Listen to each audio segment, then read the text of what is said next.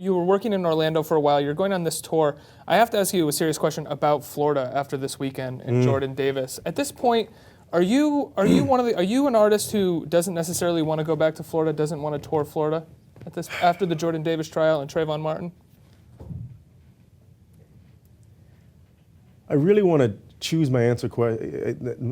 Take your time. It's a serious. Not because I don't want to offend anybody, but because I don't want to speak right off the top of my head and sound like I'm making a knee-jerk statement.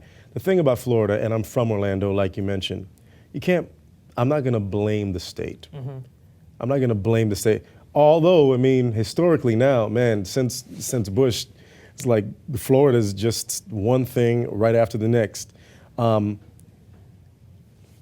not going to stay away from Florida, so I'm not going to blame the state of Florida. Things have happened in other states, but to a degree, I don't know what's going on in the head of some of the people in Florida, the people in the decision-making process, some of the people on the jury maybe. Mm-hmm.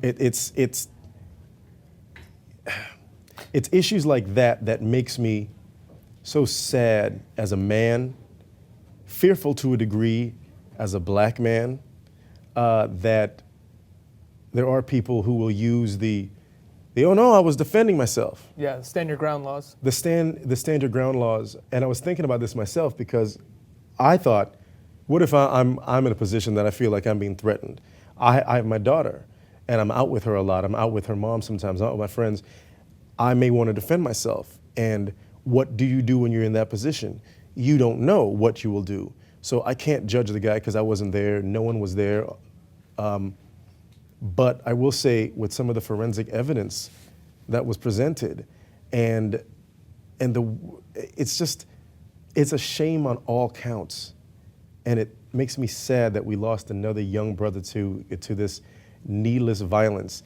And not saying it's everyone, but there's someone out there who I know when they saw that verdict and they saw the case that they went, yeah, I would have done the same thing. Right. Good job. And that just breaks my heart.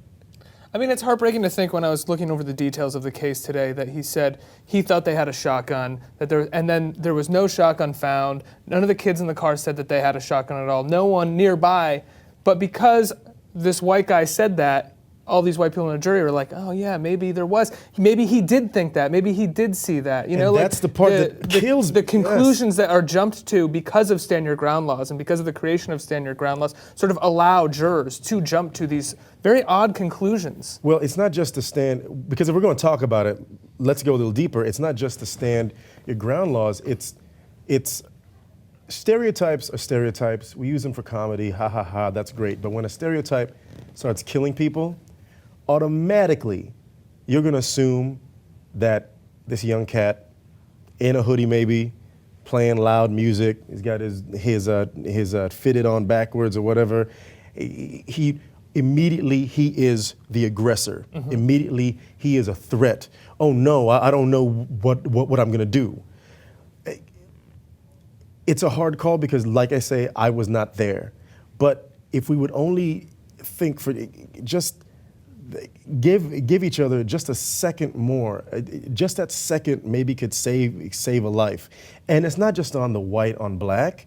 It's sometimes if you see a young Latin kid, you could think the same thing. Oh, you know, especially in LA, you know, this guy's a cholo, he's got a tattoo, he's up to no good.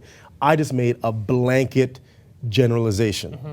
And it's hard because I think it's hardwired in us that we jump to those conclusions, and sometimes they save your lives, but sometimes they end up taking someone's life. And I don't know what to do about it. It's an assumption based on an assumption of someone's personal morality based off of the character that they portray themselves visually a lot of the times. You know, it's really disturbing. I'm most likely guilty of it. I say most likely to protect myself a little bit, but I'm sure I'm guilty of it more than I'd like to admit to it. We all are probably guilty of it to one degree or next, which is why I'm not saying that, oh no, you should never. I'm saying even when you feel that, okay, you felt it. Now let's take another second. Right. Let's take a second to decide if our fight or flight is correct or not. Not just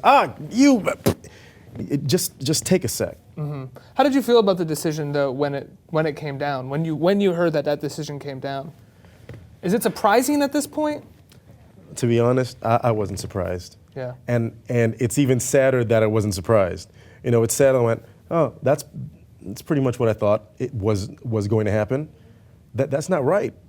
That's what I thought was going to happen. I would like to, I'm a patriot. I would like to believe in our judicial system. I would like to think you get what's coming to you when you deserve what's coming to you. I'd like to think that someone goes free when they deserve to be free.